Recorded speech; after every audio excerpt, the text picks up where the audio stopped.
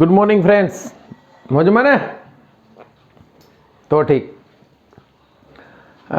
ધોરણ 11 સાયન્સની અંદર વિદ્યાર્થી મિત્રો chapter number 6 work energy and પાવરની અંદર આપણે બે વસ્તુ વિશે બરાબર સમજૂતી મેળવી કે કાર્ય એટલે શું અને ઉર્જા એટલે શું. લાસ્ટ લેક્ચરની આપણે ઉર્જાના વિવિધ સ્વરૂપોની વાત કરી હતી કે ઉષ્મા ઉર્જા સ્વરૂપે ઉર્જા કઈ રીતે વેડફાય છે એ, પછી રાસાયણિક ઉર્જા સ્વરૂપે ઉર્જા કઈ રીતે આપણને મળે, કે 1 કિલોગ્રામ કોલસો હોય તેનું દહન થાય કેટલી ઉર્જા ઉત્પન્ન થાય.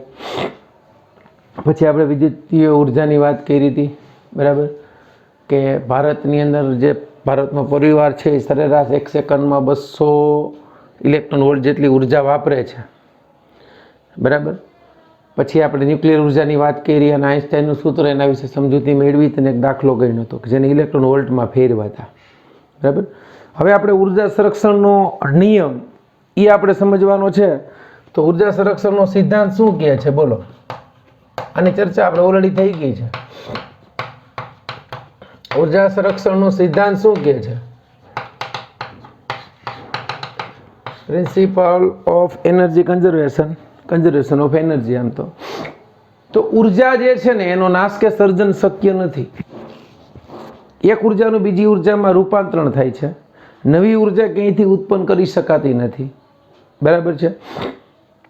માત્ર ને માત્ર ઉર્જાનું રૂપાંતરણ થાય છે. એટલે ઉર્જા સંરક્ષણનો નિયમ શું કહે કે ભાઈ વિશ્વમાં રહેલી ઉર્જાનો કુલ જથ્થો અચળ છે. વિશ્વ કે બ્રહ્માંડ, વિશ્વમાં રહેલી ઉર્જાનો કુલ જથ્થો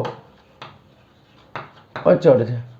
મેં તમને વાત કરી એમ કોઈ પણ જગ્યાએ માનો કે અહીંયા ઉર્જા વ્યય થતી હોય ને તો કોઈ વિશ્વના કોઈ એવો ભાગ હશે કે જ્યાં ઉર્જા નવી ક્યાંકથી આવતી હશે, મતલબ રૂપાંતરિત થઈને આવતી હશે, બરાબર. ઉર્જાનું કુલ જથ્થો અચળ છે. ઉર્જાનો નાશ કે સર્જન શક્ય નથી.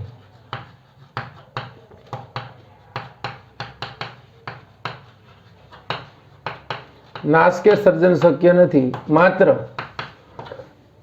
ઉર્જાનું એક સ્વરૂપમાંથી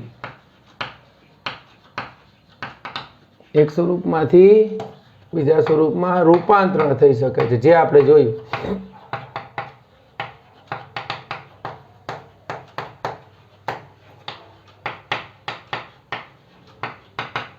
બરાબર. ઉર્જાનો નાશ કે નવી ઉર્જાનું સર્જન શક્ય નથી. માત્ર ઉર્જાનું એક સ્વરૂપમાંથી બીજા સ્વરૂપમાં રૂપાંતરણ થઈ શકે છે. આ છે ઉર્જા સંરક્ષણનો સિદ્ધાંત, બરાબર. તો હવે આપણે નેક્સ્ટ જે પોઈન્ટ છે એ આપણે સમજવાનો છે પાવર. ક્લિયર? ચાલો, આ ઉર્જા સંરક્ષણનો સિદ્ધાંત આપણને ખબર પડી ગઈ. પાવર,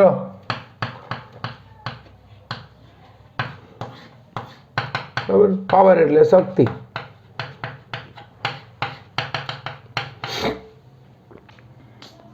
હવે આપણે પાવરની વ્યાખ્યા આપીને તો આમ આપી શકીએ એકમ સમયમાં કરવું પડતું કાર્ય. તો પાવરની તમારે વ્યાખ્યા આપી સીધી આમ લખી શકો, પાવર P બરાબર કાર્યના છેદમાં સમય. એકમ સમયમાં કરવું પડતું કાર્ય એટલે પાવર. આની ચર્ચા ઓલરેડી આપણે પારિમાણિક સૂત્રોમાં કરી ગયા છીએ. અને આગળ આપણે જ્યારે પાઠની શરૂઆત કરી ત્યારે મેં તમને કીધું હતું પાવર એટલે શું. તો પાવર એટલે બીજી વ્યાખ્યા આપી તો કાર્ય કરવાનો સમય દર. કાર્ય કરવાનો સમય દર. દાખલા તરીકે આપણે હાલના સમયની અંદર હમણાં જ જુનાગઢમાં રોપવે શરૂ થયો ગિરનારમાં. તો કોઈ વ્યક્તિ અંબાજીના પગથિયા 4 કલાકમાં ચડી જાય, કોઈ 2 કલાકમાં ચડી જાય. સમાન એજની વ્યક્તિ હોય ને કોઈ 4 કલાકમાં પગથિયા ચડતો હોય, કોઈ 2 કલાકમાં પગથિયા ગિરનારના જો ચડી જતો હોય તો આપણે એમ કહી શકીએ કે જે વ્યક્તિ 2 કલાકની અંદર પગથિયા ચડી જાય છે એનો પાવર વધારે છે.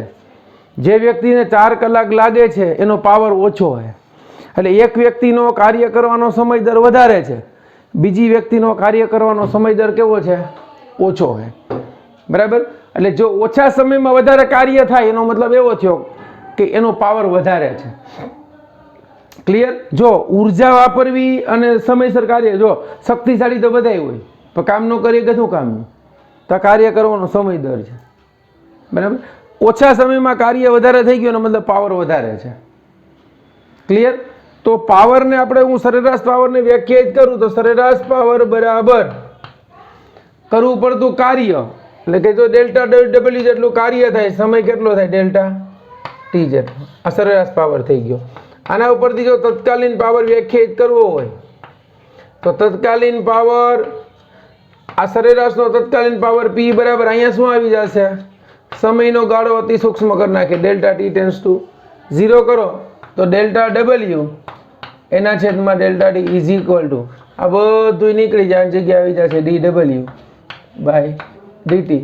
એટલે બાળકો power P is equal to તમને મળ્યું ડી ડબલ્યુ એના છેદમાં ડીટી. આ જે છે એ બાળકો તત્કાલીન પાવર થયો. હવે તત્કાલીન પાવર પરથી આપણે જોઈએ તો ધારો કે કોઈ કણને મારે થોડુંક સ્થાનાંતર કરાવવું છે, સૂક્ષ્મ સ્થાનાંતર. સૂક્ષ્મ સ્થાનાંતર કરવા માટે કરવું પડતું કાર્ય હું જોઉં, ધારો કે કણને ડીઆર જેટલું સ્થાનાંતર કરવા માટે કેટલો પાવર વપરાય જોજો. ડીઆર જેટલું સ્થાનાંતર કરાવવા માટે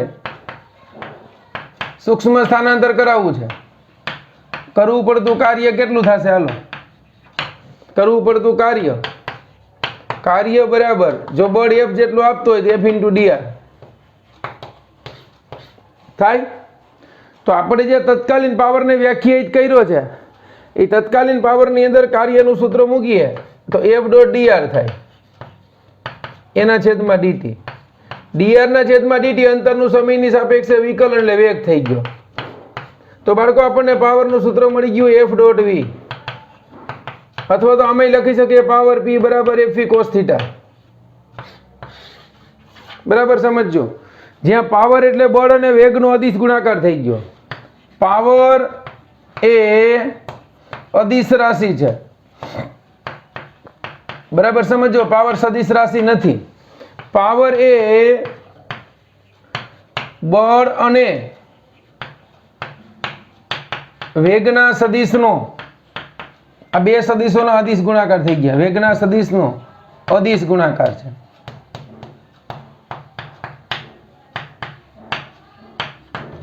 બરાબર. પાવર બરાબર એફ ડોટ વી, એફ વી કોસ થીટા. થીટા એટલે લગાડેલા બળ અને વેગ વચ્ચેનો ખૂણો છે.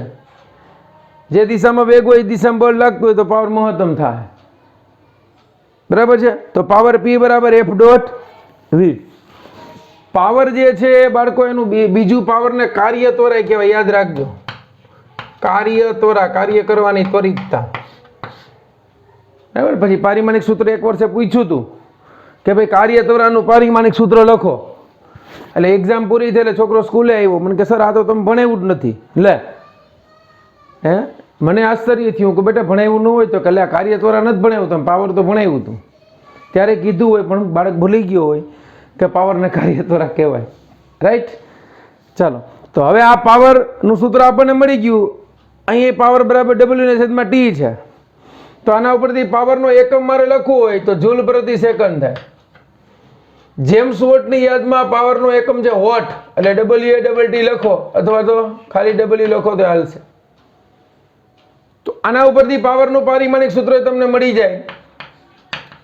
જૂલનું M1L2 T-2 અને સમયનું T1, એટલે પાવરનું પારિમાણિક સૂત્ર બાળકો આપણને મળે M1L2 T-3. આ બધું પહેલા ભણી ગયા છીએ. બરાબર છે. આ વાર્તા થઈ પાવરની, એટલું જોઈ લ્યો. પછી આપણે પાવરના હજી જુદા જુદા એકમો અને એનો સંબંધ જે છે એ તપાસીએ. ચાલો,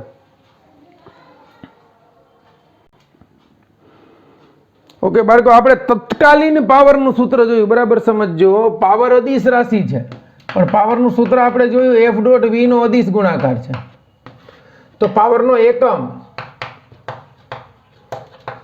આ પાવરનો એક એકમ કયો હતો તો કે જૂલ પ્રતિ સેકન્ડ. બીજો એકમ હતો એનો વોટ. બરાબર. આના ઉપરથી એનો એકમ લખો તો લખી શકો. બળનો એકમ ન્યૂટન, મીટર પ્રતિ સેકન્ડ. ન્યૂટન ઇન્ટુ મીટર એટલે જૂલ થઈ ગયું. પાવરનું પારિમાણિક સૂત્ર આપણે જોયું બાળકો M1L2 T-3. રેડી. આ તત્કાલીન પાવર, તો આ જે તે ક્ષણે તત્કાલીન વેગ થઈ ગયો આપણને ખબર પડી. હવે આ પાવરના બીજા એકમો છે, ધ્યાન આપજો.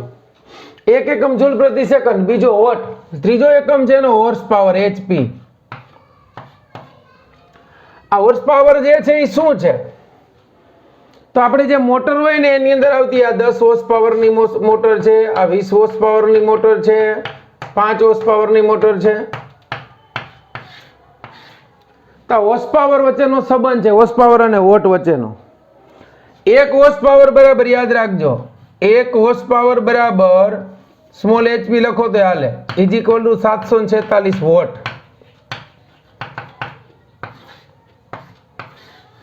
1 હોર્સ પાવર બરાબર 746 વોટ.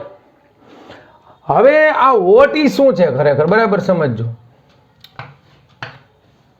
બરાબર, 1 વોટ એટલે કેટલા, બરાબર સમજજો.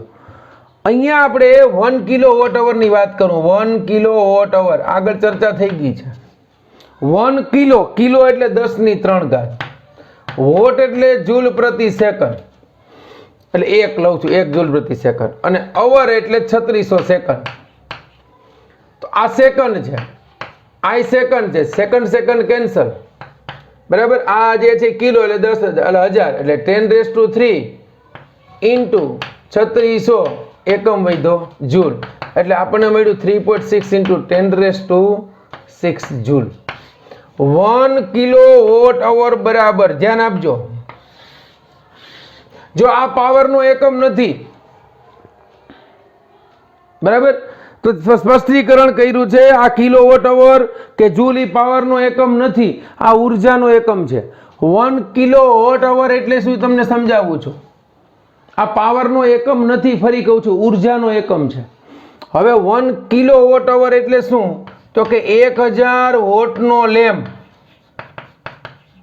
1000 વોટનો લેમ્પ 1 કલાક ચાલુ રાખવામાં આવે, 1 કલાક શરૂ રાખવામાં આવે, તો એટલી ઉર્જા વપરાય. આ રાખવામાં આવે તો 1 યુનિટ જેટલો પાવર વપરાય, બરાબર સમજજો. જો વપરાય છે ઉર્જા એટલી વ્યય થાય, ત્યારે એટલો પાવર વપરાય 1 યુનિટ. એનો મતલબ એવો થઈ ગયો કે 1 યુનિટ બરાબર 3.6 એને ગુણ્યા 10 ની 6 ઘાત joule.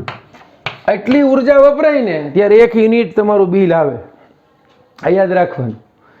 1 unit is equal two એટલા જૂલ. હવે 1 યુનિટ ક્યારે બળે, તો કે 1000 વોટનો લેમ્પ હોય, 1 કલાક શરૂ રાખું ને તો 1 યુનિટ બળી જાય.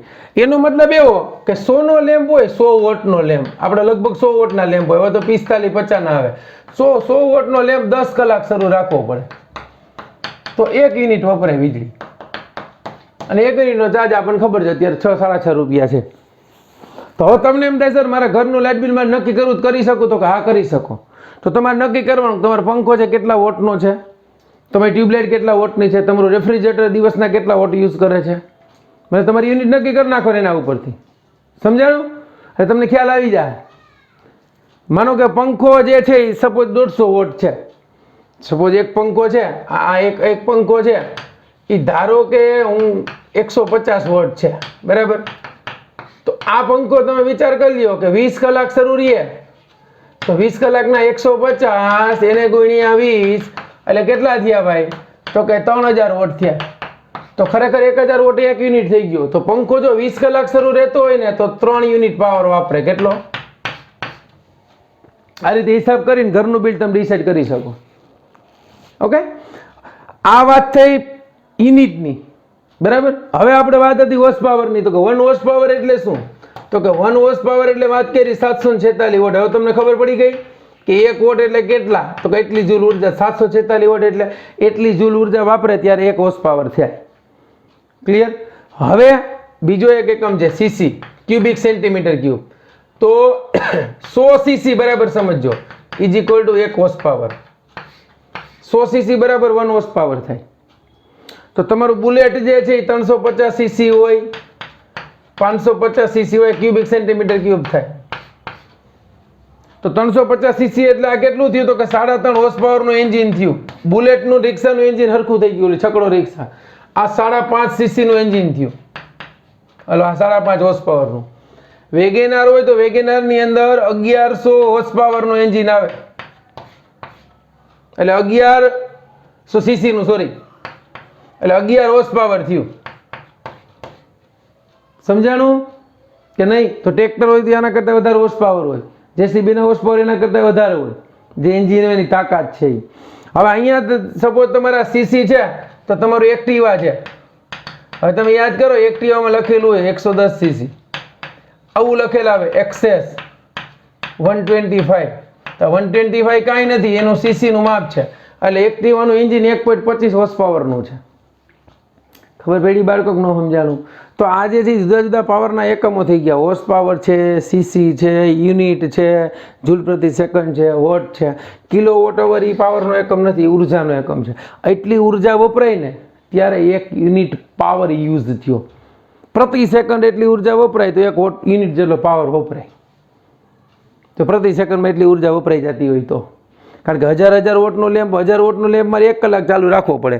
એની જગ્યાએ હું 1000 વોટના 1000 લેમ્પ લઈ લઉં તો એ 1 સેકન્ડના બદલે વહેલી ઉર્જા વધારે વપરાય. આખા બધા મેથેમેટિકલ સ્ટેપ છે, એમાં કંઈ બીજું અઘરું નથી. ઓકે બાળકો, તો આ વાર્તા થઈ પાવરની. બેઠું મગજમાં પાવર? ઓકે, ચાલો જોઈ લ્યો, પછી આગળ વધીએ. ચાલો બાળકો, આપણે પાવરની ચર્ચા કરી. હવે એને અનુરૂપ એક ઉદાહરણનો દાખલો આપ્યો છે. ઉદાહરણ 6.11. ચાલો, એમાં કીધું છે કે મહત્તમ 1800 કિલો, એટલે લિફ્ટનું દળ છે m બરાબર 1800 કિલોગ્રામ. 1800 કિલોગ્રામની લિફ્ટ પ્લસ મુસાફરો બરાબર સહન કરી શકે એવી 2 મીટર પ્રતિ સેકન્ડના અચળ વ્યક્તિ લિફ્ટ ઉપરની તરફ જાય છે. એટલે મતલબ લિફ્ટ ઉપર જાય, માણસો બેઠા ઉપર જ જતા, એટલે વજન કેનું થયું? લિફ્ટનું અને ઉપરાંત મુસાફરોનું.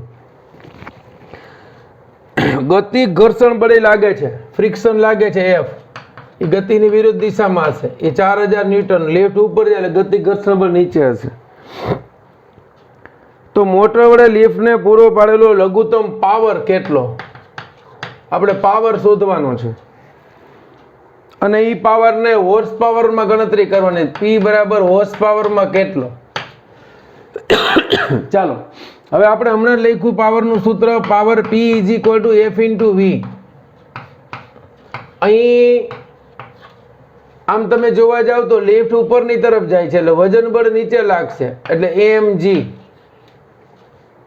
પછી આ લિફ્ટ જે છે એમાં વજન બળ નીચેની તરફ લાગ્યું, ગતિ ઘર્ષણ બળ નીચેની તરફ છે Fk.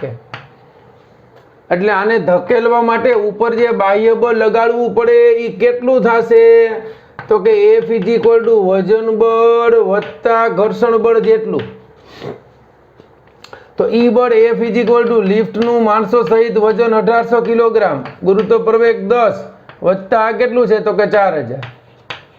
એટલે આ બળ કેટલું થયું? તો કે 18000 વત્તા 4000, એટલે કુલ બળ આપણને મળ્યું 22000 ન્યૂટન જેટલું બળ. પેલા તો આ લિફ્ટને એટલું બળ ઉધ્વ દિશામાં લગાડવું પડે તો જ ગતિ કરી શકે. તો એટલા બળ વડે મળતો પાવર વેગ આપી દીધો તો હવે સીધો પાવર ન મળી જાય. Power P is equal two F into V. વેગ બળની દિશામાં જ છે. તો 22000 ન્યૂટનનું બળ જે લગાડવું પડે એ અને વેગ 2, એટલે આને કેટલો પાવર? 44000 વોટનો પાવર જનરેટ કરવો પડે તો આ લિફ્ટ જે છે એ ઊંચકી શકાય, મતલબ માણસોને ઊંચકીને લઈ જઈ શકાય.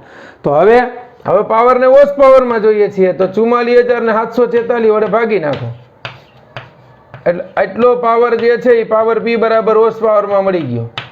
આના હોર્સ પાવર તમને મળશે 59, near about 59 horse power.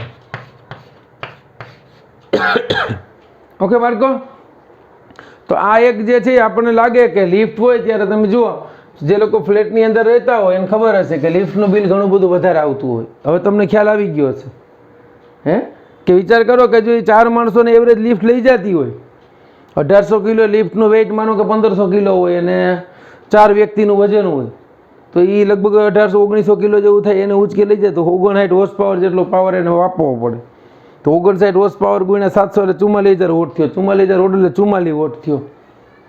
44 vote એટલે કેટલું થયું? 44000. 1 કલાક લિફ્ટ શરૂ રહી ને તો 44 યુનિટ વાપરે રોજના. લિફ્ટ તમારી 1 કલાક કન્ટિન્યુ શરૂ રહે આ ગણતરી મુજબ તો 44 યુનિટ વાપરે. હવે લિફ્ટ આખા દિવસમાં 10 કેટલી વખત અવર જવર થતી હતી, 1 કલાક લિફ્ટ શરૂ ન રહી જતી હોય એટલે એનું બિલ કેવું આવે વધારે. રેડી?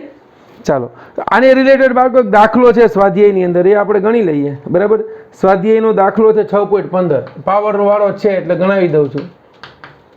6.15 જુઓ. એક બિલ્ડિંગના ગ્રાઉન્ડ ફ્લોર પર રહેલ પંપ 30 મીટર ક્યુબની કદની ટાંકીને, ટાંકીનું કદ આપી દીધું એટલે વી આપ્યું. કેટલું આપ્યું ટાંકીનું કદ? 30 મીટર ક્યુબ ની કદની ટાંકી છે. 15 મિનિટમાં ભરી શકે. એક મોટર જે છે ને એ 15 મિનિટમાં ભરી દે. 15 ગુણ્યા 60, 15 છક 90. આ ટાંકી 900 સેકન્ડમાં ભરાઈ જાય છે. બરાબર, 40 મીટર ઊંચાઈએ છે ટાંકીની ઊંચાઈ, ગ્રાઉન્ડ થી 40 મીટર છે એટલે લગભગ 10 મીટર એટલે 4 120 ફૂટ થયું. એટલે 12મા માળે ટાંકી છે. ફ્લેટ હોય તો 12મા માળે ટાંકી થઈ. 40 મીટરની ઊંચાઈ એટલે 120 થી વધારે થાય. બરાબર, 130 ફૂટ જેવું થઈ જાય. એટલે 12મો માળ કે 13મા માળે ટાંકી છે. એ ટાંકીને મોટર 15 મિનિટમાં ભરી દઈએ. તો પંપ દ્વારા કેટલા જો એની કાર્યક્ષમતા બરાબર સમજજો. પંપની કાર્યક્ષમતા ને ઈટા કહેવાય, એ 30% છે. તો પંપ દ્વારા વિદ્યુત પાવર કેટલો, ઇનપુટ પાવર આપણે માપવાનો છે. કેટલો પાવર મોટર યુઝ કર્યો હશે, ઇનપુટ પાવર. હવે કાર્યક્ષમતાનું સૂત્ર તમને કહી દઉં. કાર્યક્ષમતા એટલે આઉટપુટના છેદમાં ઇનપુટ. આ યાદ રાખવાનું, ભૂલવાનું. કાર્યક્ષમતા એટલે આઉટપુટના છેદમાં ઇનપુટ. પછી જે હોય, પાવર હોય, વોલ્ટેજ હોય, પ્રવાહ હોય, જે હોય, આઉટપુટ પાવરના છેદમાં ઇનપુટ પાવર. મોટર જે પાવર લે છે ઇનપુટ થયો, બહાર આપે એ આઉટપુટ થયું. જે કાર્ય કરીને આપ્યું આઉટપુટ પાવર થયો, લીધો એ ઇનપુટ. આપણે ઇનપુટ શોધવાનું છે. તો સૌ પ્રથમ તો આપણે પાવર શોધવો પડશે. તો અહીં power P is equal two કાર્યના છેદમાં સમય. કાર્ય એટલે શું થાય તો કે વજન બળની વિરુદ્ધમાં h જેટલી ઊંચાઈએ પાણીને લઈ જાય છે. mgh કાર્ય એટલે બળ ગુણ્યા સ્થાનાંતર. આ બળ અને આ સ્થાનાંતર. માનો કે અહીંયા ટાંકી છે, અહીંયા મોટર છે, આ ઊંચાઈ 40 મીટર છે. અહીંથી મોટર આ ટેન્કને ભરી દે છે તો એટલું પાણીને ઉપર લઈ જવું પડે ગુરુત્વાકર્ષણ બળની વિરુદ્ધમાં. તો ગુરુત્વાકર્ષણ બળની વિરુદ્ધમાં કરવું પડતું કાર્ય એટલે mg ઇન્ટુ h. તો આ પાવર તમને મળી ગયો. દળ આપણને આપી દીધું છે. દળ આપ્યું નથી પણ શોધવું પડશે. કઈ રીતે તો કે ઘનતા બરાબર દળના છેદમાં કદ. તો m બરાબર રો ઇન્ટુ v. ચાલો, રો જે છે એ પાણીની ઘનતા આવશે. કેટલી આવશે પાણીની ઘનતા? 10⁻³ અને કદ આપણને આપી દીધું 40 મીટર ક્યુબ એટલે 40. એટલે આ m મળી ગયો આપણને 40 ગુણ્યા 10⁻³ કિલોગ્રામ. ચાલો, હવે અહીંયા ગણતરીમાં કિંમત મૂકો. m બરાબર કેટલું છે? 30 કદ આપ્યું. સોરી, કદ 30 છે. તો m કેટલું થયું ભાઈ? તો કે 30 ગુણ્યા 10⁻³ એને ગુણ્યા g10 લઈ લ્યો, એને ગુણ્યા ઊંચાઈ 40 લઈ લ્યો, એના છેદમાં સમય 900 સેકન્ડ. 30 900 એટલે કેટલું મળ્યું પાવર P બરાબર? પાવર P મળ્યો 40 ગુણ્યા 10⁻³ એના છેદમાં 3. 40 ના છેદમાં 3 એટલે 13 39. 40 ભાગ્યા 3 કરો એટલે આપણને મળી ગયો 13.33. એટલે આ પાવર P બરાબર 13.33. આને કિલોમાં કન્વર્ટ કરી નાખું, કિલોવોટ. એટલો પાવર મળી ગયો. હવે આપણે શોધવાનું શું છે ભાઈ? તો કે આપણે ઇનપુટ પાવર શોધવાનો છે. તો કાર્યક્ષમતા 30% આપી બરાબર. તો ઈટા પછી સૂત્રનો કરતા બનાવું સીધો બરાબર. Input power is equal two output પાવરના છેદમાં ઈટા. આઉટપુટ પાવર છે 13.33 કિલોવોટ એના છેદમાં કાર્યક્ષમતા 30 એના છેદમાં 100. 30% છે ને એટલે કાર્યક્ષમતા 30% છે એટલે 30 ના છેદમાં 100 બરાબર 0.3 મૂકું તો એટલે કાર્યક્ષમતાનો એકમ ન હોય કારણ કે કોઈ પણ બે રાશિનો ગુણોત્તર છે. કોઈ એકને એક રાશિનો ગુણોત્તર આમ તો અહીંયા હું સીધા મૂકી દઉં 0.3. તો ઇનપુટ પાવર આપણને કેટલો મળી ગયો? જો 13.33 ભાગ્યા 0.3 કરો. અહીંયા ગુરુત્વ પ્રવેગ તમે જો 9.8 લ્યો તો જવાબ છે જુદો આવશે હો, બરાબર. એટલા વોટ થયો. ઇનપુટ પાવર કેટલો મળ્યો? 44.44 કિલો વોટ. એટલે મોટર જે છે ઇનપુટની અંદર એટલો પાવર યુઝ કરે તો એ શું કરશે તો કે તો એ 40 મીટર ઊંચે રહેલી ટાંકીને 15 મિનિટમાં ભરી શકશે, બરાબર છે. ચાલો, એટલું સમજાણું બાળકો? ઓકે. તો આવા જે પાવર રિલેટેડ દાખલા પૂછાય તો ત્યારે ખાસ તમારે ધ્યાન રાખવાનું કે કાર્યક્ષમતા ઈટા બરાબર યાદ રાખજો આઉટપુટના છેદમાં ઇનપુટ. આ ભૂલતા નહીં, આને એની કાર્યક્ષમતા કહેવાય, બરાબર. એટલે પંપ જે છે 100% કાર્યક્ષમ નથી, બાકીની ઉર્જા ક્યાંક ને ક્યાંક વ્યય પામે છે, બરાબર. એ જે 100% એની પાસે એનર્જી છે એમાંથી એટલું કાર્ય કરવામાં વાપરી નાખે છે. મૂળ આઉટપુટ તમને 30% જ મળે છે. આપણે આગળ ઉષ્મા પ્રસરણને જે પાઠ ભણશું થર્મોડાયનેમિક્સ એમાં જોશું એવું એન્જિન બનાવવું અશક્ય છે કે જે પૂરેપૂરી ઉર્જાનું રૂપાંતરણ કરી શકે કાર્યમાં, એવું શક્ય જ નથી, બરાબર. એટલે કાર્યક્ષમતા 30% હોય તો એટલો પાવર ઇનપુટમાં આપો ને ત્યારે ટાંકી 15 મિનિટમાં ભરાઈ જાય. ક્લિયર બાળકો? તો આ વાત થઈ પાવરની. હવે નેક્સ્ટ ટોપિક જે છે આપણો બાળકો આવશે સંઘાત, બરાબર. સમજો સંઘાત એટલે કોલિઝન, અથડામણ, એની થોડીક ચર્ચા કરીએ અને પછી આપણે આપણો લેક્ચર પૂરો કરીએ. સંઘાત જે છે એ સરસ મજાનો ટોપિક છે. સંઘાત એટલે શું? તો અથડામણ. કોઈ પણ વસ્તુ અથડાય ક્યારે? ચાલો એ નક્કી કરો. અથડાવ ક્યારે તમે? કાં આમાં ભટકાવતો, બરાબર સમજો, કાં કોકની પાછળ ભટકાવતો ને કાં કોક તમારી પાછળ ભટકાય તો, બાકી અથડાવાનો કોઈ ચાન્સ જ નથી. કાં તમારી હારે કોક અથડાય, કાં તમે કોકની હારે અથડાવ ને કાં આમાં અથડાવ. આપણે પદાર્થની વાત કરવાની છે ને, તો પદાર્થ અથડાશે ક્યારે? એક તો સાપેક્ષ ગતિ કરતો હોય તો અથડાય, કાં તો કોક એક આગળ જતો હોય ને બીજાનો વેગ વધારે હોય તો અથડાઈ શકે, બાકી કોક અમુક વેગથી જતો હોય ને પાછળનો વેગ ગમે એટલો હોય પણ આના કરતાં વધારનો કોઈ દિવસ અથડાશે નહીં. ક્લિયર થઈ ગયું? એક સામેથી આવીને અથડાણો એ આપણે જોઈ લીધું, એ સાપેક્ષ વેગની વાત થઈ, બસ બાકી પૂરું થઈ ગયું. એક પાછળથી અથડાય ને એક સામેથી અથડાય. સામે જે અથડાય એ આપણી સામે અથડાણો કહેવાય, પાછળથી અથડાણો આપણને પાછળથી અથડાણો કહેવાય. પણ એ જ વ્યક્તિએ અથડામણ કરી, તમારે કરી તમે સામેથી ભટકાવો અને કાં તમે કોકને ભટકાડો. મતલબ શું થયું? આંતરક્રિયા થઈ, બે પદાર્થો વચ્ચેની પ્રક્રિયાથી અથડામણ થઈ. અથડામણ એટલે સંઘાત, કોલિઝન. કેરમની કુકરીમાં એક કુકરીને મારો, બીજી કુકરી જે છે એ પોતાનું નિશાન લઈને અંદર વહી જાય છે, બરાબર. તો એ જે છે અથડામણ જ છે, એ સંઘાત થયો. એ સંઘાત એટલે શું? એ સંઘાતના બે પ્રકાર છે, સ્થિતિસ્થાપક સંઘાત અને અસ્થિતિસ્થાપક સંઘાત. એની અંદર આપણે સંરક્ષણના નિયમો ભણશું, વેગમાન સંરક્ષણનો નિયમ કે ભાઈ વેગમાનનું કઈ રીતે સંરક્ષણ થાય છે, ગતિ ઉર્જાનું કઈ રીતે સંરક્ષણ થાય છે, એની ચર્ચા આપણે કરશું. એક પરિમાણ અને દ્વિપરિમાણમાં સંઘાત, એની વાત આપણે કરશું, એના દાખલા ગણશું, પછી સ્વાધ્યાયના દાખલા છે એ ગણીશું. ક્લિયર બાળકો? તો આ લેક્ચર જે છે આપણે અહીં સુધી રાખીએ છીએ. ઓકે, ન સમજાય તો પૂછજો. ચાલો, બેસ્ટ ઓફ લક.